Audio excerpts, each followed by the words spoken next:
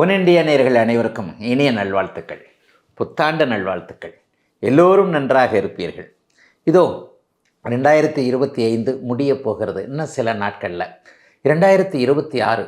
ஐயா, போன வருடம் எனக்கு அப்படி ஒன்றும் பெரிய அளவில் நல்லா இல்லைங்க. என்னை இன்னும் சொல்லப்போனால் தலைகளாக பிரட்டி போட்டுருச்சு. அல்லது என்னுடைய எதிர்பார்ப்புகள் நிறைவேறலை. சில விஷயங்கள் நடக்கும்னு பார்த்தேன். அப்படி ஒன்றும் பெரிய கஷ்டத்தில் நான் இல்லைன்னாலும் முன்னேற்றம் இல்லாமல் இருக்கக்கூடிய அமைப்பு, கொஞ்சம் ஏமாற்றம் தான் வைங்களேன். சரி, இந்த 2026 பிறக்க போகிறது. இந்த 2026 எனக்கு கை கொடுக்குமா அப்படின்னு பார்த்தீங்கன்னா, உண்மையிலேயே மேஷம் முதல் மீனம் வரையிலான 12 ராசிக்காரர்களுக்கு எல்லாருக்குமே ஓரளவிற்கு நல்ல பலன்கள் நடக்கக்கூடிய வருஷமாக இந்த வருஷத்தை சொல்லிடலாம். ஐயா, சும்மா பாசிட்டிவாக சொல்ல வேண்டாம். அது எப்படி பொதுவாக எல்லாருக்கும் ஒரே மாதிரியான பலன்களை சொல்ல முடியும்? ஒருவர் கஷ்டப்படலாம், ஒருவருக்கு கடுமையான ஏதாவது மன உளைச்சல் வரலாம், ஒருவருக்கு மிகப்பெரிய மகிழ்ச்சி வரலாம். இதை எப்படி நீங்கள் பொதுவாக எல்லாருக்குமே நல்லா இருக்கும்னு சொல்கிறீங்க அப்படின்னு கேட்டிங்கன்னா, உண்மையிலேயே எல்லாரையும் நல்லா வைக்கக்கூடிய கிரகமான குரு பகவான் இந்த வருடம் ஜூன் மாதம் 2ஆம் தேதி பார்த்திங்கன்னா உச்சம் என்கின்ற ஒரு அதி உன்னத நிலையை அடைகிறார். குரு பகவான் உச்சம் அடைகிறது 12 வருஷங்களுக்கு ஒரு முறை மட்டுமே இருக்கக்கூடிய ஒரு நல்ல நிகழ்வு. குரு உச்சம் அடைஞ்சாலே பொதுவாகவே அவங்கவுங்க பிரச்சனையிலேருந்து கொஞ்சம் கொஞ்சம் ரிலீஃப் ஆகக்கூடிய தன்மை. அதாவது எல்லாருமே கோடீஸ்வரன் ஆகிடுவாங்க, எல்லாருக்குமே எல்லாம் கிடைச்சிரும் அப்படின்னு இல்லட்டா கூட இன்றைக்கு இருக்கின்ற நிலையிலிருந்து ஒரு இரட்டிப்பு நன்மைகளை அடையக்கூடிய தன்மை. அதில் என்ன ஒன்றுனா, 100 ரூபாய் சம்பாதிக்கிறவருக்கு 200 ரூபாய், 100 ரூபாய் சம்பாதிக்கிறவர் கோடிகளில் சம்பாதிப்பார்லாம் சொல்ல விரும்பலை. 100 ரூபாய் சம்பாதிக்கிறவருக்கு இரட்டிப்பு வருமானம் ஒரு 1000 ரூபாய்க்கு, 1000 ரூபாய் சம்பாதிக்கிறவருக்கு 5000மோ 10,000மோ, ஏற்கனவே 50,000 1,00,000 சம்பாதிச்சுக்கிட்டு இருக்கிறவருக்கு அதை விட இரட்டிப்பு மடங்கு பலன்கள் என்பது போன்ற அமைப்புகள் தான் நடக்கும். ஏன் அப்படின்னு சொன்னீங்கன்னா, இந்த வருடாந்தர பலன்கள் எல்லாமே உங்களுக்கு வருட கிரகங்கள் என்று சொல்லப்படக்கூடிய குரு, சனி, ராகு, கேது ஆகிய 4 கிரகங்களுடைய அமைப்பை வச்சா சொல்லப்படுகிறது. இந்த 2026 சனி பகவான் எங்கேயும் பயிற்சியாவில் ஒரே வீட்டில் மீன வீட்டிலே இருக்கிறார். அதனால் சனி பயிற்சி அதே இடத்துல தான். சனி பயிற்சின்றது இந்த வருடம் கிடையாது. ராகு கேது பயிற்சிகள் உங்களுக்கு டிசம்பர் மாதம் 5ஆம் தேதி நடக்குது. அப்போ வருடத்தின் கடைசி 20 நாட்களுக்கு முன்னாடி நடக்கிறதுனால ராகு கேதுனாலேயும் எந்த விதமான தாக்கங்கள் இருக்காது. ஆனால் குருப்பெயர்ச்சி இந்த தடவை ஜூன் மாதம் 2ஆம் தேதி நடக்குது. அதற்கப்புறம் ஒரு 3 மாதம் கழித்து அதிசார பயிற்சியின் மூலமாக மறுபடியும் ஒரு வீடு தாண்டி விட்டு திரும்ப வருகிறார். ஆகவே குருவின் பலன்கள் இந்த வருடம் உச்சம், அதனை அடுத்து அதிநட்பு என்கின்ற நிலைமையில் இருக்கிறதுனால 12 ராசிக்காரர்களுக்குமே பெரிய அளவில் சாதகமற்ற தன்மைகள், அதாவது கெடுபலன்கள் இருக்காது அப்படிங்கிறதாங்க உண்மை.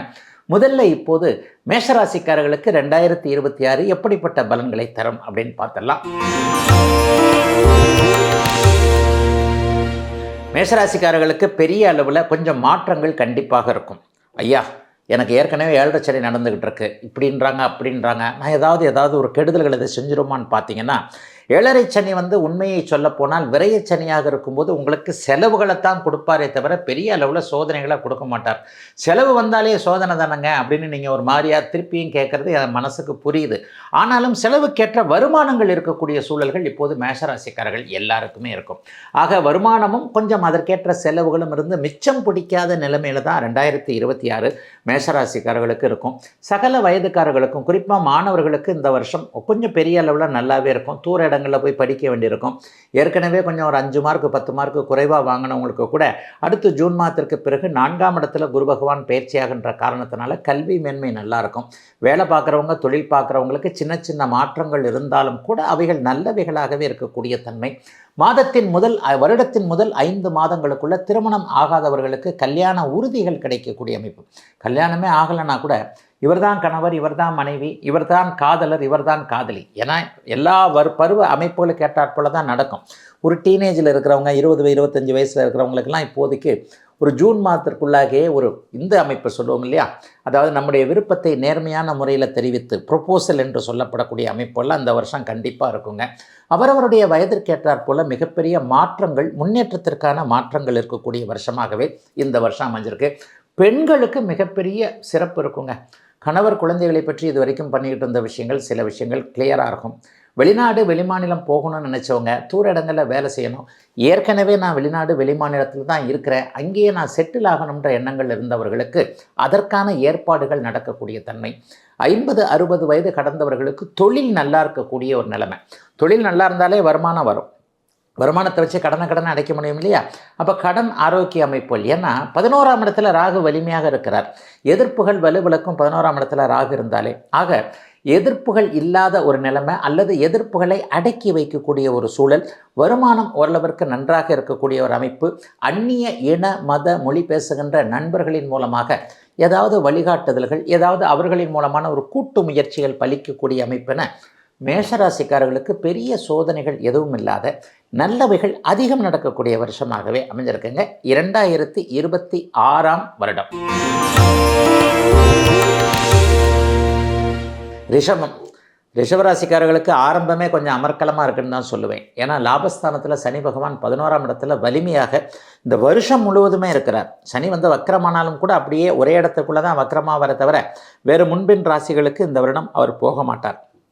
பொதுவாகவே சனி பகவான் 11ஆம் இடத்தில் இருப்பது என்பது 30 ஆண்டுகளுக்கு ஒரு முறை வரக்கூடிய ஒரு அமைப்பு. ரெண்டாவதாக முதல் 5 மாதங்களுக்கு குருவும் 2ஆம் இடத்தில் இருக்கிறார். இதுவும் கொஞ்சம் ஒரு யோகமான ஒரு அமைப்பு தான். என்ன, பொருளாதார நிலைமை நல்லாயிருக்கும், பதவி உயர்வு சம்பள உயர்வு கேட்டவங்களுக்கு அதற்கான விஷயங்கள் இருக்கும். புதுசாக வேலை மாற்றம் எதனா இருந்தால் ஏற்கனவே இருந்ததை விட சம்பளம் நல்லா வாங்குவீங்க. பணத்தின் மேலே கொஞ்சம் ஆசை வரும். பொதுவாகவே ரிஷபராசிக்காரர்களுக்கு அப்படிலாம் ஒரு பணம் மேலே ஆசை வராது, பேர் மேலே தான், புகழ் மேலே தான் உங்களுக்கு ஆசை இருக்கும். பணத்தின் மேலே ஆசை இல்லாதவர்களுக்கு கூட பணம் வரக்கூடிய சூழல்கள் இந்த வருடத்தின் முதல் 5 மாதங்களுக்கு தாராளமாக நல்லாவே இருக்கும். வேலை நல்லாயிருக்கும், தொழில் நல்லாயிருக்கும், வியாபாரம் நல்லாயிருக்கும், குடும்பத்தில் இது நல்லவைகள் இருக்கும், கணவன் மனைவி உறவுகள் கொஞ்சம் சிறப்பாக இருக்கும். முக்கியமாக சினிமா கலைத்துறை, ஏன்னா நீங்கள் சுக்கிரனுடைய ராசியில் தானே பிறந்திருக்கிறீங்க. உங்களுடைய திறமைகளை வெளிப்படுத்த வேண்டும் என்கின்ற எண்ணத்தில் இருந்து கொண்டு அதற்கான முயற்சிகள் பலிக்கவில்லையே என்கின்ற எண்ணத்தில் இருப்பவர்களுக்கு ஜூன் மாதத்திற்கு பிறகு நல்ல வாய்ப்புகள் வருங்க. ஜூன் மாதத்தில் 3ஆம் இடத்துல குரு பகவான் பாக்கியஸ்தானத்தை பார்க்குறார். பாக்கியஸ்தானத்தை பார்க்குறாருனாலே உங்களுக்குள்ளே மறைஞ்சிருக்கிற திறமைகள்லாம் வெளியே வரணும். அவரவருடைய வயதிற்கேற்றாற் போல கடந்த காலங்களில் எது எது உங்களை சோதனைக்கு உள்ளாக்கியதோ அந்த சோதனைகள் எல்லாம் அப்படியே மெதுவாக விலகக்கூடிய தன்மைகள் இந்த வருஷத்தின் ஆரம்பத்திலேயே வயதிற்கேற்றாற் போல் நல்லாயிருக்கும். ரிஷபராசிக்கார சகோதரிகளுக்கு இது வரைக்கும் இரட்டை மனநிலைமை, இரட்டை அழுத்தம் இருந்து வந்தது. அவ்வளவுமே இரட்டை அழுத்தம்னா வீட்லேயும் வேலை செய்கிறேன், வெளியிலையும் வேலை செய்கிறேன், என்னை யாருமே புரிஞ்சுக்க மாட்டேன்றாங்க, மாமியார் மாமனார் என்ன வேறு மாதிரி சொல்கிறாங்க, பெத்த புள்ள என்னுடைய கஷ்டங்களை புரிஞ்சிக்க மாட்டேங்குது, புருஷனை பற்றி சொல்லவே வேண்டாம், அந்த மனுஷன் என்னை கண்டுக்கவே மாட்டார். இந்த மாதிரியாக இரட்டை மன அழுத்தம், பணி அழுத்தம் சில நிலைமைகளில் இருக்கக்கூடிய ரிஷபராசிக்கார சகோதரிகளுக்கு கொஞ்சமாவது சந்தோஷம் இருக்குங்க. கொஞ்சம் வீடு வாகன வாசல் சேரக்கூடிய அமைப்புகள்லாம் இந்த வருஷம் இருக்குது. அவரவருடைய பிறந்த ஜாதக அமைப்பிற்கு ஏற்றார் போல் பிறந்த ஜாதகத்தில் ஒரு நல்ல தசாபக்திகள் இருக்கக்கூடியவர்களுக்கு கனவுகள் நனவாகக்கூடிய தன்மை, சிலருக்கு வாகனம், அதாவது அப்படியே ஒரு 3 மாதம் கழித்து அதிசார முறையில் செப்டம்பர் மாதத்திற்கு பிறகு அவர் இங்கே போவார். எங்கே போவார்னா 4ஆம் இடத்திற்கு குரு பகவான் போவார். அப்போ இந்த 4ஆம் இடத்திற்கு குரு பகவான் போகும்போது இந்த வருடத்தின் பிற்பகுதியில் வாகன மாற்றம், புதிய வாகனம் வாங்கக்கூடிய தன்மை, வீடு வாங்கிறதுக்கான ஆரம்பங்கள். வீடு வாங்கிறதுக்கான ஆரம்பம்னா கான்ஃபிடென்ட்டு. வீடு வாங்க முடியுமா? யாருமே எங்கள் கையில் காசு வச்சுக்கிட்டு வாங்குறதில்ல. ஒரு லோன் தான் போட போகிறோம். லோன் போட்டால் மாதம் டியூ கட்ட முடியுமா? 2 வருமானம் வருமா? ஒற்றை வருமானத்திலே சமாளிக்க முடியுமா? இந்த மாதிரியான விஷயங்கள் எல்லாம் தெளிவுகள் வரக்கூடிய நல்ல வருடமாகவே, ஒரு பொருட்சேர்க்கை இருக்கக்கூடிய யோக வருடமாகவே அமைஞ்சிருக்குங்க ரிஷபத்தினர் எல்லோருக்கும் இந்த 2026ஆம் ஆண்டு.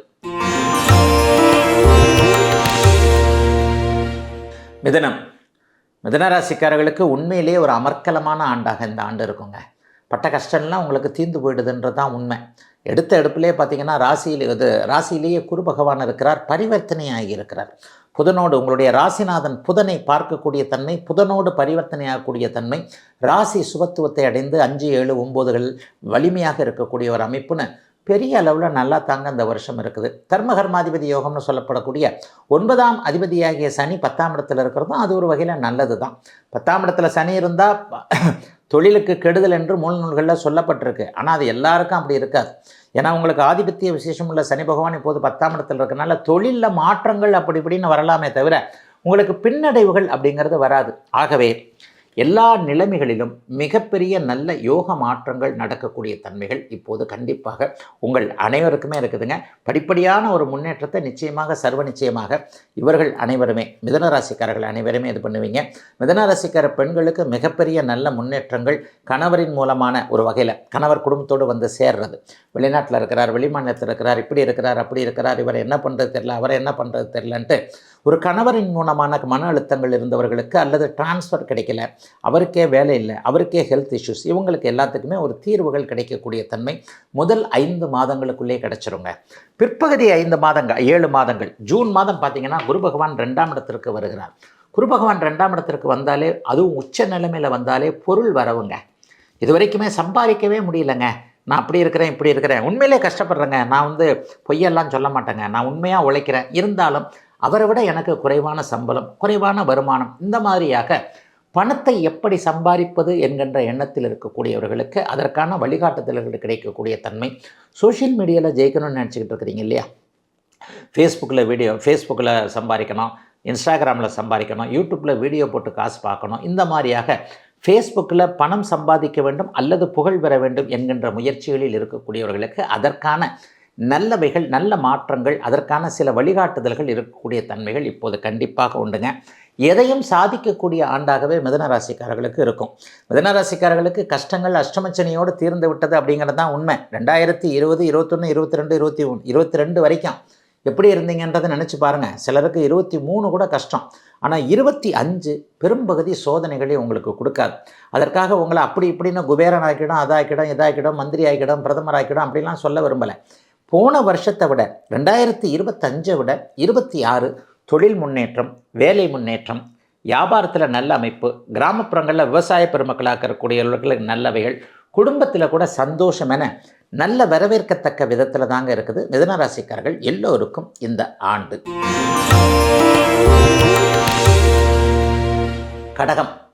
கடகராசிக்காரர்களுக்கு மிகப்பெரிய யோக பலன்க. கஷ்டங்கள்லாம் தீர்ந்து போச்சுங்க எல்லாத்துலேயுமே. 2025 இப்படித்தான் இருக்கும்னு நினச்சோம். அஷ்டமச்சனி விலகிடுச்சு, உடனே ஆகா ஓகன்னு இருக்கும்னு நினச்சோம். அப்படியே இல்லை.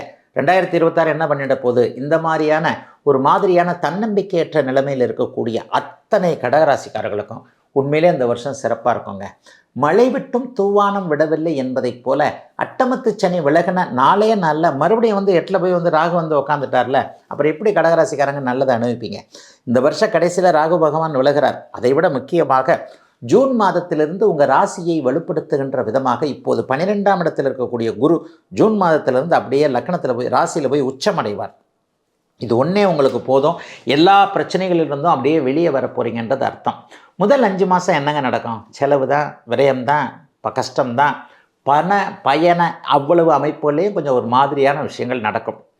அடிக்கடி ட்ராவல், காலில் என்னையாவது சக்கரத்தை கட்டிட்டு வச்சுக்கிட்டு இருக்கிறியான்னு மற்றவங்க உங்களை பார்த்து சந்தேகப்படக்கூடிய அளவிற்கு ட்ராவலாக இருக்கக்கூடிய அமைப்பு. வெட்டி அலைச்சல்னு சொல்லுவோம் இல்லையா? மத்தியானம் சாப்பாடை வீட்டிலேருந்து கட்டிட்டு வந்துடுவீங்க, சாப்பிட்றதுக்கு இடம் இருக்காது. டிஃபன் பாக்ஸ் அப்படியே வச்சுக்கிட்ட கையிலேயே வச்சுக்கிட்டா ரோட்டில் சாப்பிட முடியும்? எங்கேயாவது ஒதுங்கிறதுக்கு ஒரு மர நிழல் வேணும் இல்லையா? அந்த மாதிரி நிழல் கூட கிடைக்காம சாப்பாட்டை தள்ளி வைத்து கொண்டு அப்படியே போகக்கூடிய சூழல்கள் முதல் 5 மாதங்களுக்கு இருந்தாலும் கூட பிற்பகுதி 7 மாதங்கள் நன்றாக இருப்பதற்கான அஸ்திவாரங்கள், பேஸ்மெண்ட்டு கண்டிப்பாக போடப்படுதுங்க. இதுவரைக்கும் திருமணமாகாதவர்கள், குடும்பத்தில் நிம்மதி இல்லாதவங்க, வாழ்க்கை துணை யார் என்பது தெரியாதவர்கள், ஏன் இப்படி இழுத்துக்கிட்டே போது 30 வயசாகியும் செட்டில் ஆகலை, 35 வயசாகியும் நான் நல்லா இல்லைன்னு சொல்கிறவங்க எல்லாருக்குமே ராசியில் குரு பகவான் ஜூன் மாதம் 2ஆம் தேதி உச்சமாக அமைகின்ற அமைப்பில் ஒரு 7 மாதத்திற்குள்ளேயே வாழ்க்கையில் சொந்த வாழ்க்கை அமைப்புகள் நிறைவாக செயல்படக்கூடிய தன்மைகள் கண்டிப்பாக உண்டுங்க. சிலருக்கு எதிர்பாராத அதிர்ஷ்டம், எதிர்பாராத லாபம் வரும். கடந்த காலத்தில் ஷேர் மார்க்கெட்டு போன்ற எல்லா விஷயத்துலையும் டோட்டலி கடகராசிக்காரங்க தோற்று போனீங்க. உண்மையாக உழைச்சி வச்சுருந்த காசை கூட ஏதோ சொல்லி பேராசை பெருநஷ்டன்ற விதமாக அவரை நம்பினேன், இவரை நம்பினேன், ஆட்டுக்குட்டியை நம்பினேன், ஆட்டை நம்பினேன், காட்டை நம்பினேன், மாட்டை நம்பினேன்னு எல்லா பணமும் போச்சு இல்லையா? அந்த இழந்த பணம் ஓரளவிற்காவது திரும்பி வரக்கூடிய தன்மைகள் இப்போது கண்டிப்பாக அப்படியே கடகராசிக்காரர்களுக்கு உண்டு. கடகராசிக்காரர்கள் ஆண் பெண் இருபாலாருக்கும் ஒரு பேஸ்மெண்ட், அடிப்படை அஸ்திவாரம் போடக்கூடிய அமைப்பு. எந்த இடத்துல இழந்தீங்களோ, மானம், மதிப்பு, மரியாதை, பணம் போன்ற எந்த இடத்துல இழந்தீங்களோ, இழந்த இடத்திலேயே அது உங்களுக்கு திரும்ப கிடைக்கக்கூடிய தன்மைகள்லாம் இப்போது கடகராசிக்காரர்களுக்கு கண்டிப்பாக உண்டுங்க. அப்படியே படிப்படியாக கொஞ்சம் முன்னேற்றங்கள் வரும். ஒரே நேரத்தில் பூம்பான்ற மாதிரி இன்றைக்கி நைட்டு தூங்கி எந்திரிச்சோன்னா நாளைக்கு நைட்டு நம்ம குபேரன் ஆகிடுவோம், எல்லா பிரச்சனையும் முடிஞ்சிடும்னு நான் சொல்ல மாட்டேன். ஆனால் 2026 இறுதி பகுதியில் நீங்கள் திரும்பி பார்க்கும்போது பரவாயில்ல, இந்த வருஷம் நல்லா தான் இருந்தது என்கின்ற மாதிரியாக நல்லவைகளை தரக்கூடிய ஆண்டாகவே அமைந்திருக்கிறது 2026ஆம் ஆண்டு கடகத்தினர் எல்லோருக்கும்.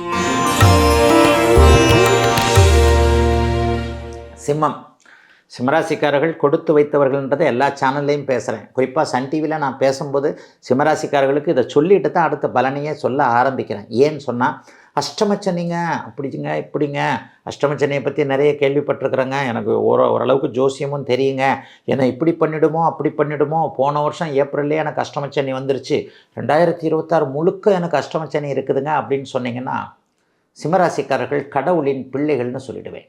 பரம்பொருளுடைய அருளாசி இந்த தடவை சிம்மராசி மேலே பரிபூர்ணமாக விழுந்திருக்கிறது என்பது தான் உண்மை. எப்படிங்க? ஏதோ ஒரு ராசிக்கு எப்போதோ ஒரு தடவை மட்டுமே அட்டமத்து சனி ரத்து செய்யப்படக்கூடிய வேதை என்கின்ற அமைப்பில் போய் மாட்டோம். இந்த தடவை பாருங்கள், உங்களுக்கு அந்த மாதிரி அமைஞ்சிருக்கு. அஷ்டமச்சனியில் பெரிய கஷ்டங்களை சிம்மராசிக்காரர்கள் உணரவே இல்லை. இல்லைங்க எனக்கு இன்றைக்கும் கஷ்டமாக இருக்குன்னு கேட்குறவங்க எல்லாருக்குமே ஒரே பதில் தான். கடகராசிக்காரர்களையும் அதுக்கு முன்னாடி மீனராசிக்காரர்களையும் அஷ்டமச்சனியில் எப்படி இருந்தாங்கன்றதை கேட்டு பாருங்கள். ஆக இப்போது 8இல் இருக்கக்கூடிய சனிக்கு 7இல் இந்த வருடம் முழுவதும் 7ஆம் இடத்தில் இருக்கக்கூடிய ராகுவால் வேதை என்கின்ற அமைப்பு நடைபெறுகின்ற காரணத்தினால் சிம்மராசிக்காரர்களுக்கு நல்லவைகள் நடக்காது என்றாலும் கூட கெடுதல்கள் நடக்காது. நான் அடிக்கடி இந்த வார்த்தையை சொல்கிறது உண்டு. நல்லதெல்லாம் நமக்கு நடக்க வேண்டாம். நம்மளை மாதிரி சாதாரணவர்கள், எளியவர்கள், நடுத்தர அமைப்பில் இருக்கக்கூடியவர்களுக்கு நல்லதுகளே வேண்டாம்.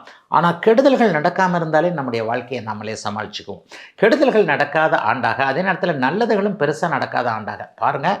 வார்த்தைகளை கவனமாக உபயோகப்படுத்துகிறேன் ஜோதிட ரீதியாக. கெடுதல்கள் நடக்காத ஆண்டாக, அதே நேரத்தில் நல்லதுகளும் கொட்டி குவிக்காத ஆண்டுகளாக இந்த ஆண்டு கண்டிப்பாக 2026ஆம் ஆண்டு சிம்மராசிக்காரர்களுக்கு இருக்குங்க. ஏன்னா அஷ்டமச்சனி தம்முன்னு கிடக்குதுன்றதுனால பெரிய அளவில் ஒரு பெரிய முன்னேற்றம் அது இதெல்லாம் எதிர்பார்க்க முடியாது. ஆனால் என்ன ஒன்று, கடன் தொல்லைகள் இருக்காது, ஆரோக்கிய குறைவுகள் இருக்காது.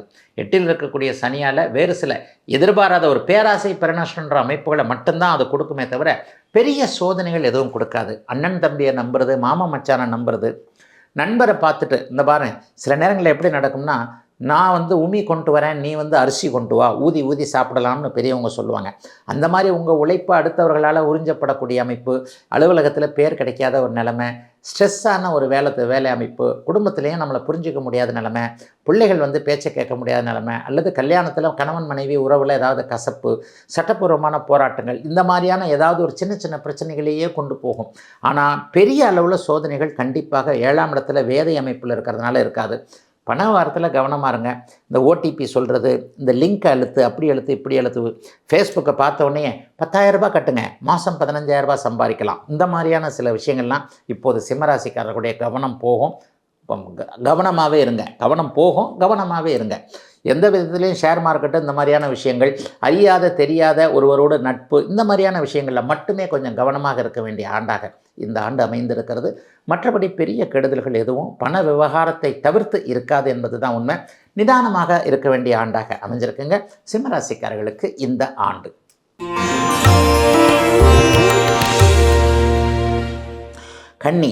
கன்னிராசிக்காரர்களுக்கு யோக மாற்றங்கள் நடக்கக்கூடிய வருஷமாக இந்த வருஷம் இருக்கும். முதல் 5 மாதங்களை விட பிற்பகுதி 7 மாதங்கள் டாப்பாக இருக்கும். ஏன்னு சொன்னால் எதிர்ப்புகள் விலகப் போகின்றன. பெரிய அளவில் உங்களை யார் யாரெல்லாம் எதிர்க்கிறாங்களோ அவங்க எல்லாத்தையும் நீங்கள் சக்ஸஸ் பண்ண போகிறீங்க. வெற்றி கிடைக்க போகிறது. ஒரு மனுஷனுக்கு எதிர்ப்புகளை ஜெயிக்க முடியும்னாலே அது ஒரு பெரிய நல்ல அமைப்பு இல்லையா? இது வரைக்குமே பொறாமையின் காரணமாக கன்னிராசிக்காரர்கள் உண்மையிலே கொஞ்சம் புத்திசாலிகளாக இருப்பீர்கள். புத்திசாலிகளுக்காக இருக்கக்கூடியவர்களுக்கு எப்போவுமே பொறாமை வட்டம் அவங்கள சுற்றி இருக்கும் அப்படிங்கிறது தான் உண்மை. யாராக இருந்தாலும், ஏன் நமக்கு மட்டும் இவ்வளோ டேலண்ட் இல்லை, இந்தால் மட்டும் எதையும் சாதிச்சிட்றான், எதையும் பேசிடுறான், எதையும் நாசுக்காக பற்றிடுறான், டைமிங் சென்ஸில் அடிக்கிறான் பாரு, இருந்தால் நமக்கு எப்படி இந்த பதில் தெரியாமல் போச்சு, நமக்கு எப்படி இதை செய்ய முடியாமல் போச்சு என்கின்ற, எனக்கு மட்டும் ஏன் இல்லை என்கின்ற ஒரு பொறாமையின் கண்ணோட்டத்தோடு தான் எப்போவுமே கன்னிராசிக்காரங்க மட்டம் தட்டப்படுவீங்க. அது இந்த வருஷம் கொஞ்சம் ஜாஸ்தி இருந்தாலும் அதை நீங்கள் ஜெயிக்கக்கூடிய அமைப்பு. இந்த வருடம் முழுவதும் 6ஆம் இடம் என்று சொல்லப்படக்கூடிய கடனை தீர்க்கக்கூடிய, நோயை தீர்க்கக்கூடிய, எதிர்ப்புகளை வலுவிழக்க வைக்கக்கூடிய, வேலையை நன்றாக இருக்க வைக்கக்கூடிய, வெளிநாடு வெளிமாநிலம் போன்ற தூர இடங்களில் பொருள் வரவு இருக்கக்கூடிய அந்த இடத்துல வருடம் முழுவதும் கடைசி மாதம்தான் ராகு மாறுறார். அப்போ 11, 12, 11.5 மாதம் அருமையாக நல்லா இருக்குதுங்க.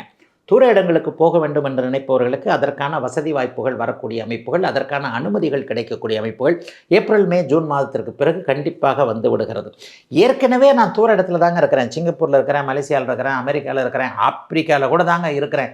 இருக்கிற இடத்துல இருக்க முடியுமா என்கின்ற எண்ணத்தில் இருப்பவர்களுக்கு உங்களுடைய மனதிற்கு ஏற்றாற் போலவே அதற்கான வாய்ப்புகள் கிடைக்கக்கூடிய தன்மைகள் இந்த வருடம் முழுக்க கண்டிப்பாக உண்டு. 7ஆம் இடத்துல இருக்கக்கூடிய சனி என்னங்க பண்ணுவார்? அதை மட்டும் சொல்ல மாட்டேன்றீங்க. ராகு குருவை பற்றியே சொல்கிறீங்க. 7ஆம் இடத்துல இருக்கக்கூடிய சனி இப்போது ஆண் பெண் இருபாலரையும் யாராவது ஒருத்தரை அறிமுகப்படுத்துவார். ஆணுக்கு பெண்ணையும் பெண்ணுக்கு ஆணையும் அறிமுகப்படுத்தி அடுத்த வருஷம் 2027 தீபாவளிக்கு பிறகு காதலில் பிரேக்கப் பண்ணுறதுக்கான சில விஷயங்கள் இப்போவே நடக்கும். இதில் என்ன ஒன்று, இந்த வருஷம் என் வீடியோ உங்கள் கண்ணில் படாது. அடுத்த வருஷம் இந்த வீடியோ என் கண்ணில் பட்டு எப்படா போன வருஷமே இருந்தாலும் கரெக்டாக சொல்லியிருக்கிறார் அப்படின்ற மாதிரி சில விஷயங்கள் வரும். கண்டகச்சனியாக இருக்கக்கூடிய நேரத்தில் சனி பகவான் 2026 இளைய பருவத்தினருக்கு காதலை கொடுத்து 2027 கடைசி அல்லது 2028 ஆரம்பத்தில் பிரேக்கப் போன்ற அமைப்புகளை கொடுக்கக்கூடியவர்கள் இப்போது உங்களுக்கு அறிமுகமாவாங்க. ஜோசியம்ன்றது முன்னாடி வர்றதை சொல்கிறது தானேங்க. அடுத்த வருஷம் என்ன நடக்குது, இந்த வருஷத்தோட கொஞ்சம் உஷாராக இருந்துக்கிட்டிங்கன்னா அடுத்த வருஷம் இப்படி நடக்குமோன்றதுக்காகத்தானே ஒரு வருமுன் உரைப்பது அப்படிங்கிறதான ஜோதிடம். எல்லா நிலைமைகளிலும் தனிப்பட்ட வாழ்க்கையை தவிர்த்து பொருள் வரவு வாழ்க்கை அமைப்புகள் மிகப்பெரிய அளவில் கண்டிப்பாக இப்போது கன்னிராசிக்காரர்களுக்கு நல்லாவே இருக்கும். கணவன் மனைவி உறவு தான் கொஞ்சம் முன்ன பின்ன இருக்கும். நீங்கள் தான் அட்ஜஸ்ட் பண்ணி போகணும். அதை தவிர்த்து மற்றபடி எந்த விதமான கஷ்ட நஷ்டங்களும் இல்லாத நல்ல வருடமாகவே அமைந்திருக்கிறது 2026 வருடம். துலாம் 12 ராசிக்காரங்கள்லேயே முன்னணியில் நிற்கக்கூடிய ஒரு 90 மார்க்கு கொடுக்கக்கூடியது துலா ராசிக்காரர்களுக்கு மட்டும்தான். ஏற்கனவே 2025 பெரிய சோதனைகளை உங்களுக்கு கொடுக்கல. அடப்பப்பா நான் 2025 படாத கஷ்டப்பட்டேன் அப்படின்னு தான் டக்குன்னு சொல்லுவீங்க. கீழே ஒரு கமெண்ட்டே கொடுப்பீங்க. ஆனால் மனசை தொட்டு சொல்லுங்கள், கடந்த சில வருடங்களாக இருந்து வந்த பெரிய மன அழுத்தங்கள் உங்களுக்கு இப்போ கண்டிப்பாக இல்லை. 2026 வருடம் 80-85% துளாராசிக்காரர்களுக்கு மிகப்பெரிய அளவில் நல்லாயிருக்கும். மீதம் 15% இந்த 6-8 தசாபக்தி அமைப்புகள் கோட்சார ரீதியாக நடக்கிறவங்களுக்கு எப்போவுமே எந்த வருஷமாக இருந்தாலும் அந்த தசாபக்தி அமைப்புகள் தான் முன்னால் நிற்குமே தவிர கோட்சார பலன்களை அது அப்படியே பின்னால் தள்ளிடும். ஆக ஒரு 80-85% துளாராசிக்காரர்கள் அவரவருடைய வயதிற்கு ஏற்றாற் போல் மிகப்பெரிய அளவில் நல்லா இருக்க போகிறீங்க அப்படிங்கிறது தான் உண்மை. என்னையா நடக்கும், ஏன் இப்படி சொல்கிறீங்க, அந்த மாதிரி என்ன டாப்பான கிரக நிலைமைகள் எனக்கு இருக்குது அப்படின்னு கேட்டால், எப்போவோ ஒரு தடவை தான் வருடாந்திர கிரகங்கள் நல்ல இடங்களில் ஒட்டுமொத்தமாக இருக்கக்கூடிய தன்மைகள் உண்டு. இப்போ பாருங்கள், உங்களுக்கு 9ஆம் இடத்துல குரு பகவான் இருப்பது ஒரு வலிமையான ஒன்று. 9ஆம் இடத்துல குரு பகவான் வலிமையாக இருக்கக்கூடிய அதே நேரத்தில் அவர் ராசியை பார்க்குறாரு இல்லையா, அவர் ராசியை பார்த்து கொண்டிருக்கக்கூடிய அந்த அமைப்பு அதைவிட மேலாக துலாம் ராசிக்காரர்களுக்கு 11ஆம் இடத்துல கேது பகவான் இருக்கிறார். ஆக குரு 9ஆம் இடத்துல, கேது 11ஆம் இடத்துல 30 ஆண்டுகளுக்கு ஒரு முறை மட்டுமே வரக்கூடிய 6ஆம் இடத்து சனி பிரமாதமாக நல்லா இப்போ துளாராசிக்காரர்களுக்கு இருக்கிறாங்க. ஆக துலாம் ராசிக்காரர்கள் உங்களுடைய வயது, தகுதி, இருப்பிட, முயற்சிகளுக்கு ஏற்றாற் போல் இந்த வருஷம் முழுவதுமே நல்லா இருக்குங்க. நல்லா இருக்கும்னா கீழே இருக்கிறவங்க எல்லா லெவல்லையும் நாம் தரையாக இருக்கிறேங்க. ஒரு எளிய நிலைமையில் பிளாட்பாரத்தில் பூக்கட்டி விற்றுக்கிட்டு இருக்கேன். ஒரு சின்ன கடை ஹோட்டல் ரோட்டோரத்தில் வச்சுருக்கிறேன். நான் கோடீஸ்வரன் ஆகிடுவேனா அப்படின்னு நீங்கள் கேட்டிங்கன்னா அப்படிலாம் ஜோதிடத்தில் அந்த மாதிரிலாம் சொல்லப்படலைங்க. இன்றைக்கு நீங்கள் இருக்கின்ற நிலைமையை விட கொஞ்சம் உயர்வுகள் வரக்கூடிய அமைப்பு, இரட்டிப்பு லாபங்கள், இரட்டிப்பு நன்மைகள் நடக்கக்கூடிய அமைப்பு. ஆண் பெண் இருபாலராக இருக்கக்கூடிய துலாம் ராசிக்காரர்கள் எல்லோருக்குமே பெரிய அளவில் நல்ல மாற்றங்கள் இருக்கக்கூடிய வருஷமாக இந்த வருஷம் கண்டிப்பாக அமையுங்க. இதை விடலாம் பெரிய உண்மையை சொல்லப்போனால் இப்போ இருக்கிற கஷ்டங்கள் குறையும் அப்படிங்கிறதே துளாராசிக்காரர்களுக்கு ஒரு நல்ல செய்தியாக இருக்கும். சிலருக்கு நண்பர்களின் மூலமான முன்னேற்றம், சிலருக்கு குழந்தைகளின் மூலமான முன்னேற்றம், சிலருக்கு கணவன் மனைவி இணக்கமான ஒரு சூழ்நிலை, கோர்ட்டு சார்ந்த விஷயங்களில் இதுவரைக்கும் இல்லாத அளவிற்கு நல்ல வழிகாட்டுதல்கள் இருக்கக்கூடிய தன்மை. அதை விட எல்லாத்தையும் விட மேலே வியாபாரம், தொழில், வேலை, இந்த போன்ற விஷயங்கள் எல்லாமே பெரிய அளவில் நல்லா இருக்கக்கூடிய தன்மைன்னு துலாம் ராசிக்காரர்களுக்கு ஒரு வார்த்தையை அதிகமாகவே சொல்லலாம், தொட்டது துலங்கக்கூடிய நல்ல அமைப்புகள் கண்டிப்பாக உண்டு. இப்போ நான் சொல்கிறத விட உங்களுடைய பிறந்த ஜாதக அமைப்புகளில் தசாபக்திகள் நன்றாக இருக்குமாயின் பெரிய அளவில் பெரிய முன்னேற்றங்கள் இருக்கக்கூடிய அமைப்புகள் இந்த வருஷம் உண்டுங்க. மிஸ் பண்ணிடாதீங்க இந்த 2026 ஆண்டை துலாம் ராசிக்காரர்கள் எல்லோரும்.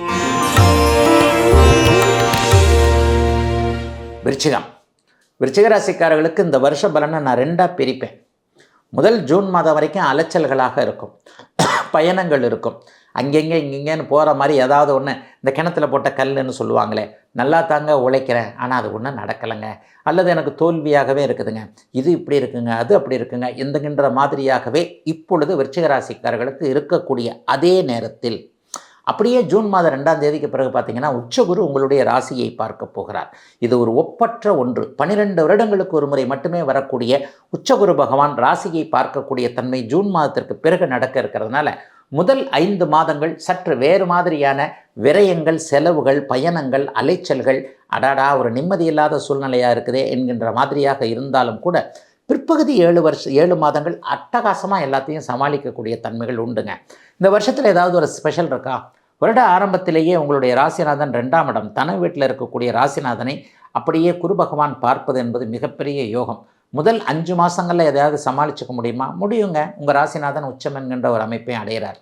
ஆக ஒரு கிராஜுவலாக முதல் 4 மாதங்கள் எந்தவித முன்னேற்றமும் இல்லாதது போல தோன்றக்கூடிய இந்த அமைப்பு 5வது மாதத்திலிருந்து அப்படியே ஒரு ஸ்பீட் எடுத்து 7வது மாதத்திற்கு பிறகு 5th கியர், டாப் கியர்னு சொல்லுவாங்க இல்லையா? அந்த மாதிரியாக ஒரு நல்ல விதமாக இருக்கக்கூடிய தன்மை விருச்சிக ராசிக்காரர்கள் எல்லோருக்குமே இருக்குதுங்க. ஆரோக்கியம் கொஞ்சம் நல்லாயிருக்கும். மதிப்பு மரியாதை கெட்ட இடத்துல மீண்டும் மரியாதையை நீங்கள் பெறக்கூடிய ஆண்டு இந்த வருஷம். இது ஒரு பெரிய விஷயம். மதிப்பு மரியாதைலாம் போச்சுங்க. காசு கொடுக்க வேண்டிய இடத்துல கொடுக்கல் வாங்கல, பேர் கெட்டு போச்சு, வட்டி கொடுக்க முடியல, வியாபாரத்தில் ஒரு டீலர்ஷிப்பு, அவருக்கு கொடுக்கணும், இவருக்கு கொடுக்கணும், எல்லாமே கெட்டு போச்சுன்னு நினைக்கக்கூடியவர்கள் எல்லாருக்குமே ஒன்றும் கெட்டு போகலை. திரும்ப உங்களுக்கு மானம், மரியாதை, மதிப்பு எல்லாமே வந்துடும் என்கின்ற மாதிரியான அமைப்பு அப்படியே ஜூன் மாதம் 2ஆம் தேதிக்கு பிறகு படிப்படியாக வருதுங்க. எல்லா லெவல்லையும் பார்த்தீங்கன்னா விருச்சிக ராசிக்காரர்களுக்கு இப்போது இருக்கக்கூடிய சகோதர அமைப்புகளில் ஒரு கஷ்ட நஷ்டங்கள், தம்பி சரியில்லை, அண்ணன் சரியில்லை, அல்லது வீட்டிலேயே என்னுடைய பேச்சை யாரும் கேட்கல, மங்கள விஷயங்களே நடக்கலை, பிள்ளைகள் தூர இடத்துல இருக்குது, பிள்ளைகள் ஒத்துக்க மாட்டேன்றாங்க இந்த கல்யாணத்துக்கு அல்லது திரும்பி வர்றதுக்கு, இந்த மாதிரியாக எல்லாமே தலைக்கு தலை ஆடுதுன்னு வாங்கல்ல. நான் என்ன பண்ணுறது, எல்லாம் தலைக்கு தலை ஆடுனா